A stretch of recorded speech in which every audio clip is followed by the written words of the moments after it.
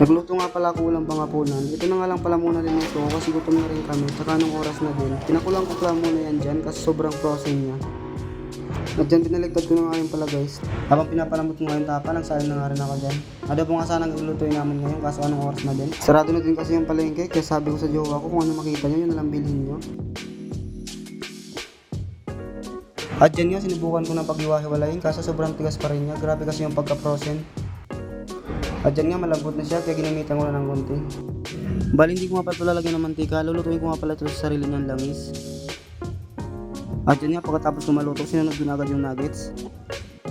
Linagyan ko na pala ng konting mantika at saka linagay ko na rin yung nuggets.